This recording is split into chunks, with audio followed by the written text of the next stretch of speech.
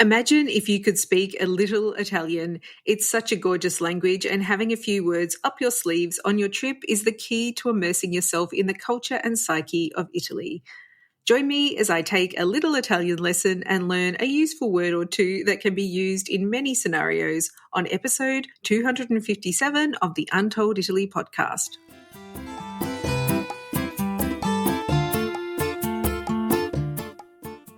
Ciao a tutti and benvenuti to Untold Italy, the travel podcast where you go to the towns and villages, mountains and lakes, hills and coastlines of Bella Italia. Each week your host, Katy Clarke, takes you on a journey in search of magical landscapes, history, culture, wine, gelato, and of course, a whole lot of pasta. If you're dreaming of Italy and planning future adventures there, you've come to the right place.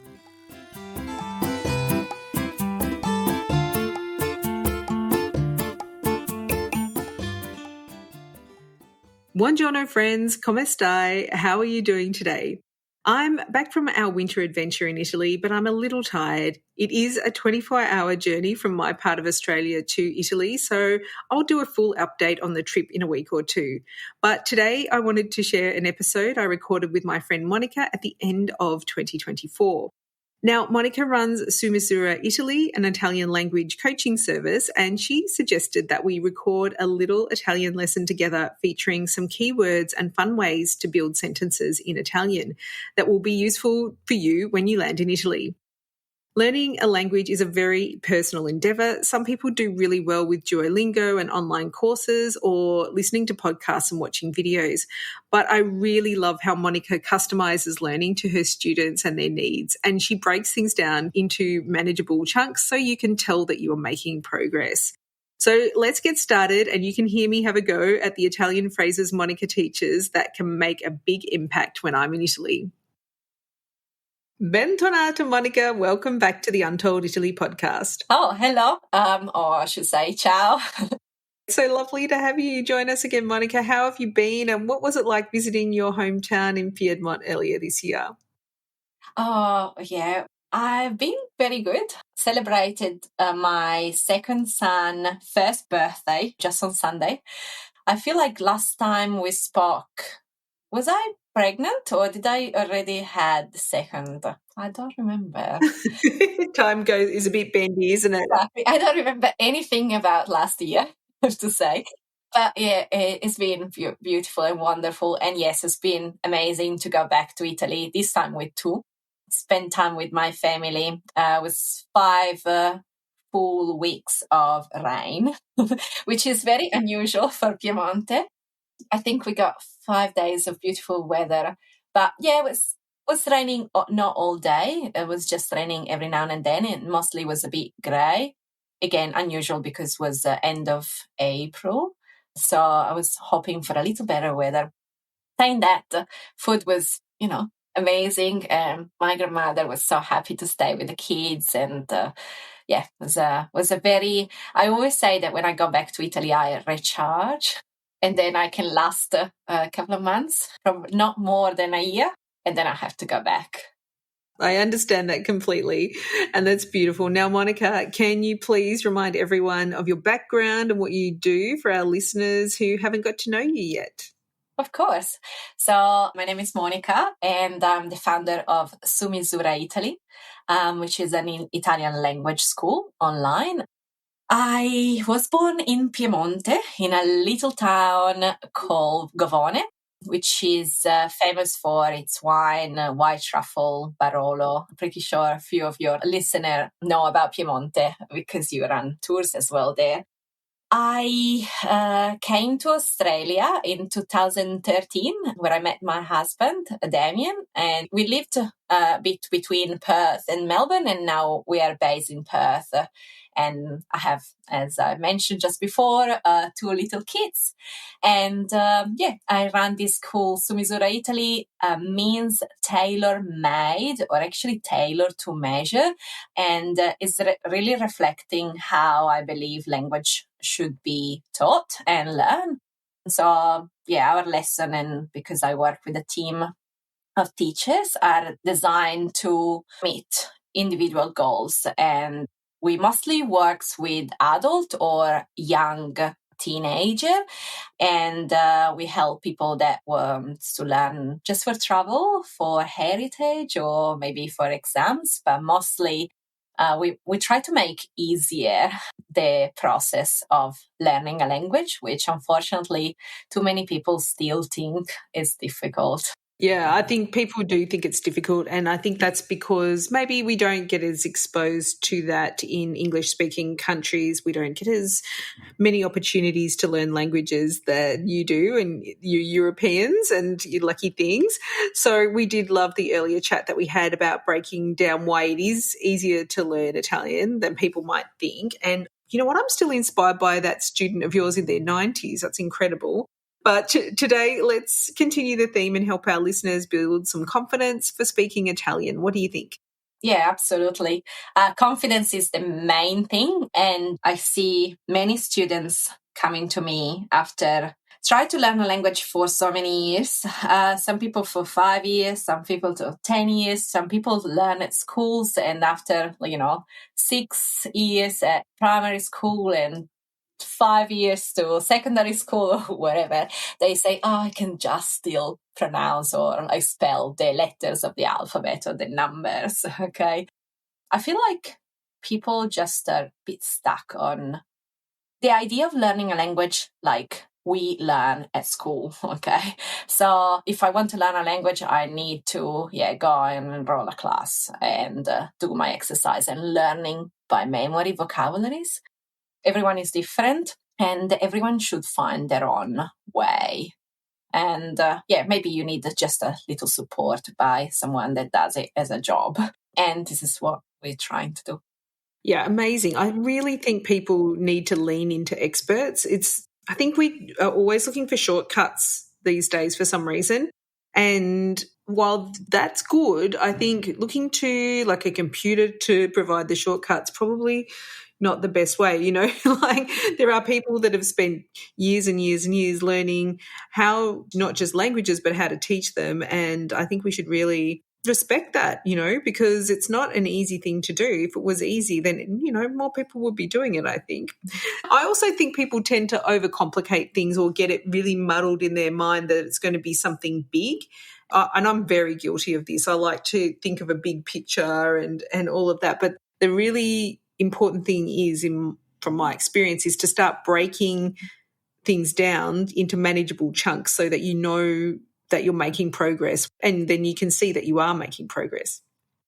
Yes, absolutely. People unfortunately think, I'm going to learn a language. And then the next question is like, when I'm going to be fluent? This is always happen. Or even people, they come to us or to me and they might don't say it, but I know exactly that this is what the question that they would like to answer. And unfortunately, I can't. So my first suggestion is start simple. Start simple and maybe with a guide of someone, or it depends how much you know yourself. I always ask, do you know other language? No, so is your brain already trained on speaking another language? If yes, okay, then we can work in a way. So how did you learn the other language? Because there are so many little steps you can do. So you just have to understand what is the approach. Once you understand that for you works like to not complicate things is just to see and have a little notebook and every day refer to words or maybe sentences or maybe listening, then we can just work around that. There are people that learn Italian just reading recipes. And again, I'm not saying learn to be fluent. To learn Italian and the Italian that matters to them because they like to cook. If you can break down and say, what I really need right now, am I going for a trip?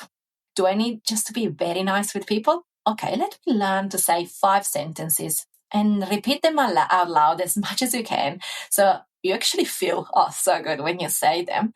And then start like this. Go to Italy, come back. Did you enjoy that? Okay, then you can do the next step. Maybe the next step is like, try to understand on how to present yourself. So if you can break down in little chunk what is the process that is very long to learn a language. I was reading an article just before and was saying that really to learn a language, you have to spend at least 15,000 hours of practice. So that means that if you want to spend 15,000 hours, it's quite a few years, no? And that is to be what they call fluent, okay?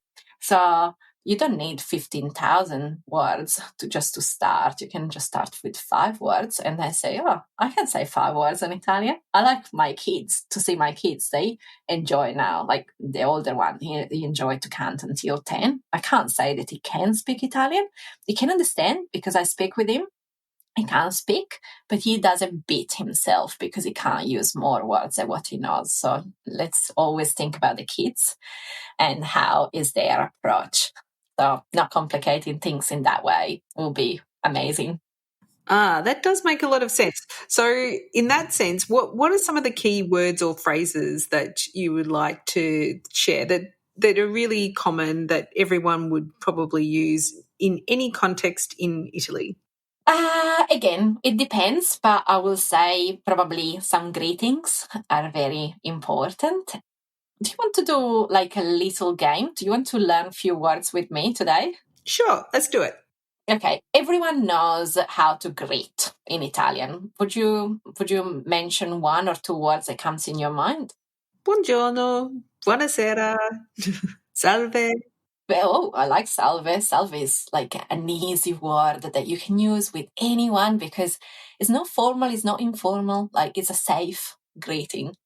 Okay, but we also can say ciao, for instance, okay? Sure, everyone knows that. Now, if I would tell you that the translation of I am is sono. Sono. Can you repeat sono after me?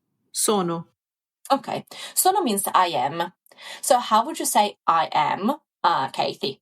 Sono Katy. Very well. Okay. So now you can say, good morning, I'm Katie. Buongiorno, sono Katy. Molto bene. Okay. So we already put 3 words together. Okay. Your name, you already know. Buongiorno, you already know. And you just learn sono. Okay. Now I'll tell you another word. It's a negative word. So it's to make all that sentence negative. The word is non. No. So how would you say, good morning, I'm not Monica, I am Katie. So we have to put the non before sono, okay, to make it negative. Buongiorno, non sono Monica, sono Katy. Fantastic. So again, we are learning a bit of the grammar, as we say, like a word that is very difficult for everyone to approach. But again, non. Then we can learn another word, which is, per esempio, felice. Do you know what does it mean, felice? Does it remind you something, or did you hear this word before? Felice, felicitations, like greetings. It's actually similar to English, the felicity, like felicitation, yeah, to be happy, okay? So now we already know how to say I am, okay, which is sono. How would you say now I'm happy? Sono felice. How would you say I am Katie and I'm happy? Sono Katy, sono felice. Very good, okay. So now we can say sono Katie, sono felice. And then you can say, I'm in Italy. In is exactly the same word, in. So how would you say, I am Katie, and is and I'm in Italy? Sono Katy e sono in Italia. Very good. Okay.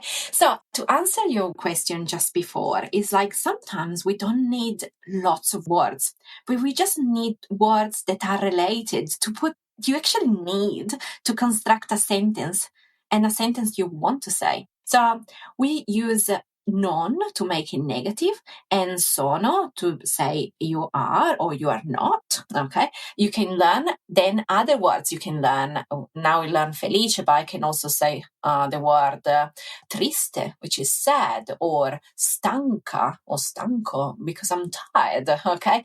So sometimes you just need few little things and then you need a translator and you just add words at the end. That's one little exercise you can do with words. Definitely, I will learn I am, sono.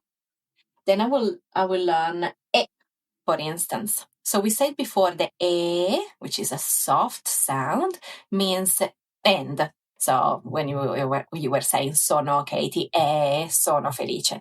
But a bit more strong sound, okay, actually is written with an accent on top. Means it is or just is. Do you know how to say beautiful or nice looking? Bella. Very, bellissimo is even better, no? Like very beautiful. Okay, so if you want to say it is beautiful, remember that it is È bellissimo. Molto bene. Now I also tell you that, for instance, you want to say here. Here is another very useful word, which is qui. Qui sounds like chicken. Qui. So qui means here. How would you say qui is beautiful? Qui è bellissimo. Very good, Katie. See? And now I'm going to very test you, okay? So can you please say here is not beautiful? Chi è non bellissimo. Very good. The only thing we put the non before è. Oh, chi no è bellissimo. Qui non è bellissimo, okay? So again, we learn a bit of like how is the structure. We learn about this non. We actually learn just and qui. But we could have said il ristorante è bellissimo. Roma è bellissima. Okay. We could say è assolutamente, which is very similar to the word absolutely. No? È assolutamente bellissimo. So again, we don't need too much to express few things. That are few words that we could use. But if I had to choose one that I would like everyone know, is one word that is maybe a bit difficult to pronounce. Did you ever heard, Katie, how to say I would like, or do you know? Sì, yes, I do. Vorrei. Very good. My favorite word. I do remember when I learned English, I was studying English at school, and then I went with my father in New York. It was the 31st of October, I remember, because it's my birthday, and my father was going to run the New York Marathon over there. My English was terrible. Well, I somehow heard someone say, I would like this one.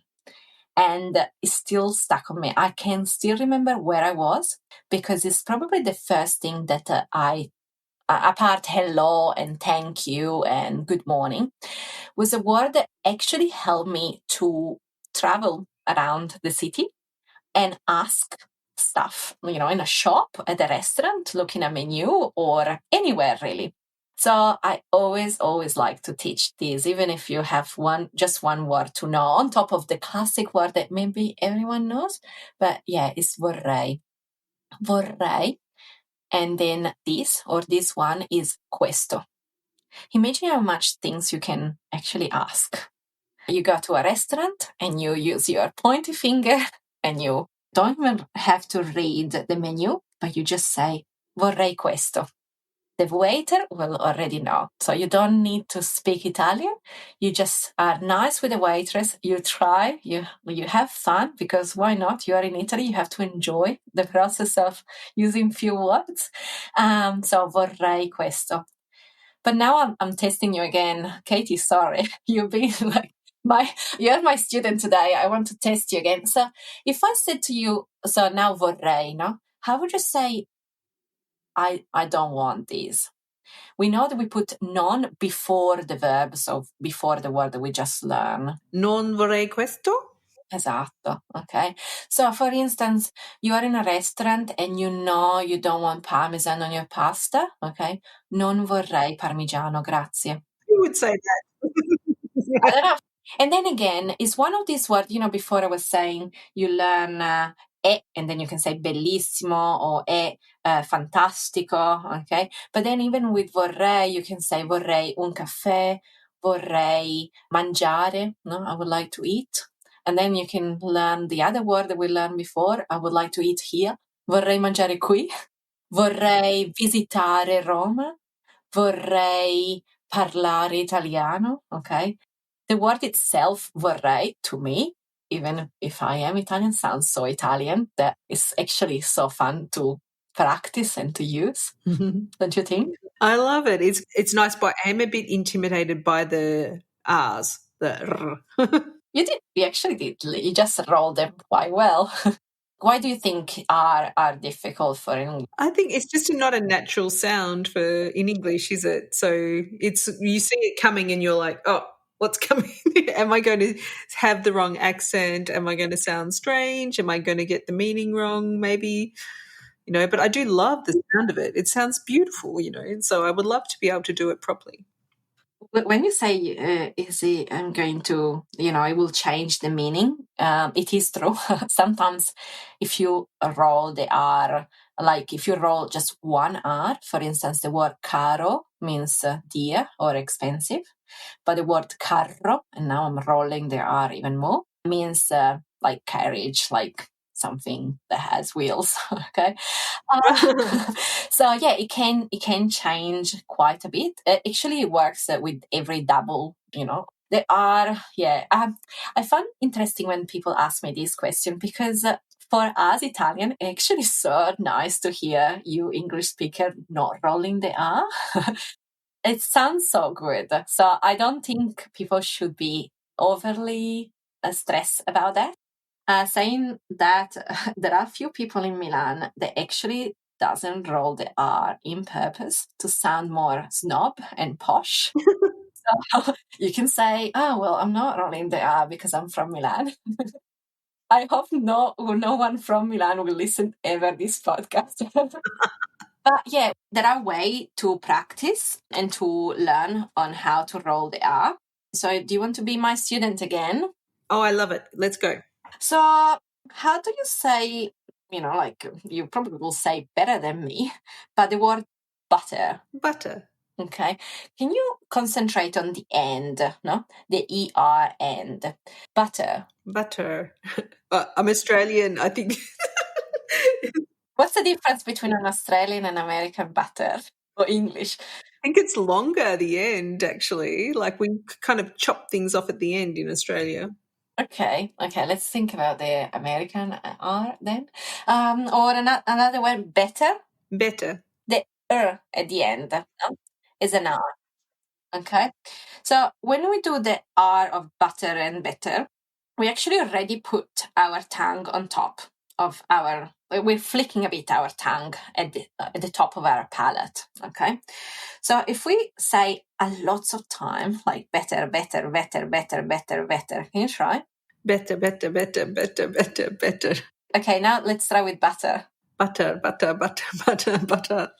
So if you do that many times, you actually start to exercise your muscle. When you learn a new language, always you have to remember that it's not you, it's the muscle on your mouth and the tongue itself that actually make different sound and different words. And this is why sometimes we feel ridiculous because we actually have to move our tongue in a different way.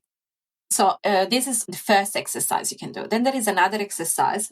So before you said buonasera, can you try it again? I want to hear how you say. Buonasera. Oh, that is very good. So the word sera, okay? If in English you try to imagine, so the word sera is spelled S-E-R-A, okay? If you try to don't put the R in it, but you put a D, okay? So how would you say S-E-D-A in English? Sera. Yeah, esattamente. So if you say this, it's actually almost the same sound. So another way to try to pronounce word that sounds more like the Italian way to pronounce is to put the D instead of an R.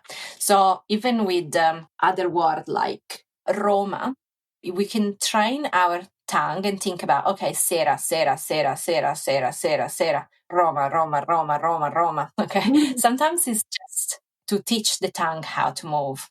When it's the word vorrei, as you were saying, it's just matter of divide the word in two. So you start with vor, and then you say rei. Can you try to repeat after me? Vor. Vor. And then rei. Rei. Vor, rei. Vor, Vorrei. Vorrei. Vorrei. You're the best student. So yes, so you just have to do these 3 exercises. So again, thinking about better and butter.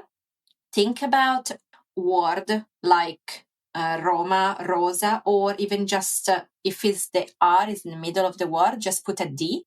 So you can say sera or sera, sera, okay? And then if it's a double letter, divide the word exactly in the middle where the double is, and then do a stop. The stop will make you roll better those 2 R's because it's actually just a longer R. Vorrei, vorrei. Vorrei. Just on vorrei though, so I don't want to confuse anyone, but I have heard in restaurants people say prendo.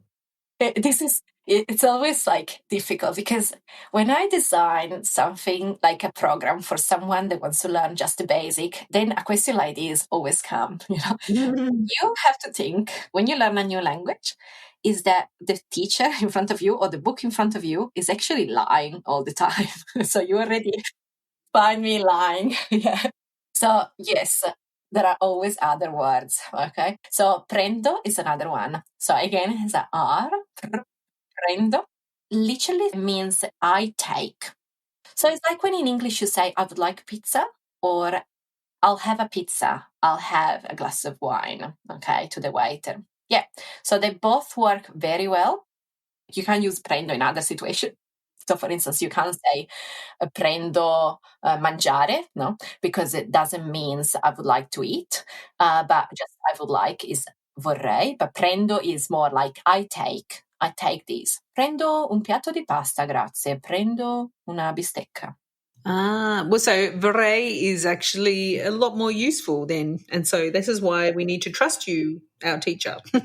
Trust me, but remember when you learn something, like this is never the end, no? Like if I tell you, for instance, before you say bello and then you say bellissimo, there is so much I can explain you, like in these 2 words, ending the issimo at the end of a word, make it bigger, or can be say bello or bella, So sometimes when you learn, going back to overcomplicating things, sometimes it's just to accept little information without trying to go too deep in it, because again, our brain is intelligent. So this is why we keep asking ourselves, oh, what's the difference between ciao bello and ciao bella? Well, you can know, maybe just give yourself time. At the start, if you just say ciao bello, just say ciao bello to everyone and people will just say, oh, he actually doesn't know, or she actually doesn't know too much of Italian, but he's actually being very nice with me and he's communicating. So there is always more to learn. But yeah, it's a beautiful process and yeah. Yeah, it really is. I mean, I've had fun. But I think, what you've gone through today, it's very relaxing, so you can do, and you're giving feedback as well. So I think that's a really useful thing that you can do. I've also tried online courses, which has only taken me so far. And I think the issue with that is you're not getting consistent feedback and adjusting and tips and just like what you've done just now along the way. So it's super interesting, I think. And I wonder if everyone's learning languages, they need to look at an approach that works for them, because there's not one size fits all in any situation. Yeah, for instance, just to give more example, I have a student that she enrolled with us just probably I will say a couple of months ago now. She used Duolingo straight for more than 1,000 days. She enjoyed it. And when she came to me, I actually was surprising how much Italian she knew. She couldn't really speak, but her vocabulary was amazing. And you know what? Because her brain works very well this way. And this is why now that she practices with the tutor, and she speaks, we actually still use very visual material. We use repetition, which is what Duolingo works with. And we use sort of the same process and we just make it a little better for her. There are people that loves to go in group classes and they learn so much, but there are other people that don't. And this is why it's good to know and understand what approach you could use, because you will save thousands of hours on try to understand what is your approach by yourself. So having someone to relate, it's very good. I'm not saying that, apps, and these days there are also AI tutor. So you can actually go and they actually give you feedbacks and maybe it works for you, it's based on how you are and how you want to have the approach and also how you want your journey to be, It's a very long journey for someone. So you actually have to enjoy it, because if you don't find enjoyment, then why are you studying? Just go and do something else. Yeah, it's absolutely true. But what I do love is that with the language, it's a lifelong learning process, but it's something that's very special that you can have with you forever. People have been listening for a long time will know that my French is better than my Italian, which I need to work on. But that's because I did a lot of study at high school, but it never goes away. In fact, it annoyingly comes back when I'm trying to think of an Italian word because I always think of the French word first for some reason. But anyway, that's a whole other story. So, Monica, vorrei is such a useful word, and I love it. I think it's great. And I'm going over to Italy soon, so I'm going to be using it a lot. Are there any other quick words that you'd like to share with us today? Another one like vorrei that you can use to make lots of different questions is posso, spelled P-O-S-S-O, posso. Posso is one of, it comes from the same sort of category of verbs, of words. So if I would like means is vorrei, posso is can I, okay, or I can, okay. So they call modal verbs if we go in grammar, but they are actually quite easy to use, because once you use posso, you can just add other words, other verbs after that to make any question. For instance, in English, a verb in infinitive is something you can put to in front. For instance, to speak, to eat, to dance. So posso, and then you say mangiare. So in English is to eat. In Italiano ends by are, ere, ire. So usually are words like mangiare, parlare, cantare, volare. You remember the song, volare. So if you want to say, can I fly, is posso volare? Can I eat? Posso mangiare? Can I sing? Posso cantare? Can I sleep? Posso dormire? You don't have to remember the second word. If you remember the posso, then you have a very quick look into your Google Translator or Phrasebook or wherever, and you find verbs, actions, that will help you a lot to ask a lot of questions you can do. And the good part is posso means can I, but also I can. Per esempio, posso parlare italiano. I can speak Italian. Non, no, we learned non today. Non posso parlare italiano. Scusi. Okay. Vorrei and posso, they could be two good words to learn, but I don't want to give you many because I prefer you and all the listeners today really remember what we say at the start. Don't overwhelm. Learn 2 words a day, 2 sentences a day, 2 little things a day is enough. Don't overcomplicate it. And we can learn other words in another episodes if you like, but little steps. Little snippets, little morsels. I love it. Thank you, Monica. I think this chat will definitely help our listeners to take those first steps and build confidence for the next steps in their Italian language journey. And if they'd like to stay in touch with you and maybe get some one-to-one tuition with your team, how can they do that? To connect with me, the easiest way is going on my website or find me on Instagram. My website is sumisuraitaly.com. It's a bit complicated to spell, but you will easily find it on the podcast note. Same for my Instagram account. If you want to learn Italian, we have different approach. If you're a very, very beginner and you are going to Italy or you just want to learn a little bit with this approach, small little lessons every day for 4 weeks. In fact, it's called 4 weeks to Italy. It's a little course that I have designed so you can explore the language without being, again, overwhelmed. That is something very nice to use, and it's something you can start anytime because it's going to be customized on you, on top of the everyday little lessons that are going to be one-to-one lessons with one of our tutor. And that is a way. Otherwise, if you have already learned and you want more customized lessons for different levels, then again, just do a meet and greet with me. I will help you out finding a good way to approach. In any case, I want to give you and your listeners a very good discount.